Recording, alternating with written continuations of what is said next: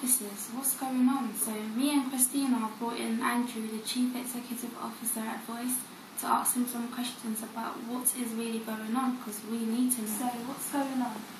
Okay, we're amalgamating with another charity called Coram, and what that means is that we are, instead of being a charity that's completely on our own, we're going to join in with a group of charities so that we can do more and better things together. What is the motivation behind this movement that you're aiming to create? Well, there's two broad things going on. One is, if we move in with Coram and join forces with them, we'll save lots of money because we don't have our own building, we can move into smaller premises, and we can cut costs because we'll be sharing services with Coram. And if we spend less money doing those things, we can spend more money helping children and young people, which of course is what we're here for. And because Coram are bigger than us and they've got all these different skills and experiences in their charity, if we work together with them, it means that we can find new ways of helping more children and young people, and therefore spread our service out so that more people benefit from what Voice does. Well, there's a number of reasons there. I mean, it starts with the fact that the Coram are a really brilliant charity who are dedicated to giving children and young people better chances, and they've been doing that for nearly 300 years. So there's a real coming together of thinking between Voice and Coram. We kind of tend to approach things in similar ways. And they were particularly keen to do more work with young people, and they were interested in advocacy. And we were looking for a partner that was bigger and had got ways of supporting Voice to do the things that we weren't so good at. So we got good ways of working together. And then the lovely part of it is the model here means that all our staff will come with us to Coram. There won't be any job losses, and we can continue doing the Voice service, which is really important. It's a really good service, and children and young people really value it. And it was really clear that by moving to Coram we could carry on doing that while growing at the same time. How would you guarantee that no child voices will go unheard?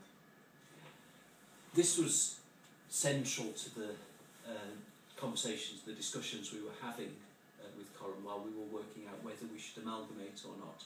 Because Voice makes a promise to children and young people that we won't turn any child away. So if somebody phones our helpline, we will help them. And we made it clear to Coram that that was central to who Voice is. And Coram were really pleased about that. They support that as well. So they're behind us in the principle of it, and then practically the way we make that happen is by raising donations and getting grants to pay for the helpline. And while we've got a good fundraising team that raises those donations and grants, Coram have got a bigger fundraising team, so hopefully that means we'll be able to raise even more so that we can be even more secure in keeping that promise. Will this move create a better service? Yes, it will. I mean, it's already a brilliant service, but the advantage of moving to Coram is that we'll be able to put more money into the service, and we'll be able to find new ways of helping even more children and young people.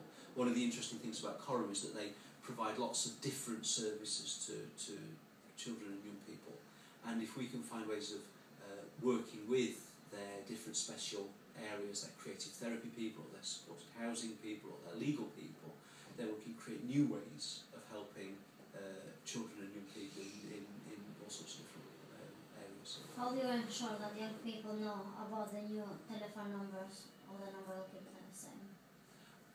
The helpline number definitely won't change. So 0808 800 5792 will still be our helpline number, and any child or young person can phone that for free. The other numbers, like the office number and the direct dial numbers to the advocates, we think will stay the same. We're still looking at the various phone systems around that. But if they don't, then we'll make sure that they forward to the new ones, and we're going to write to every child or young person that we've been working with for the last couple of years to make sure that they know that we're moving and how to get in touch with us at the new place. But the basic message is it's not really going to change. How easy will it be for young people to access the new building? Oh, really easy. It can be better than it is now.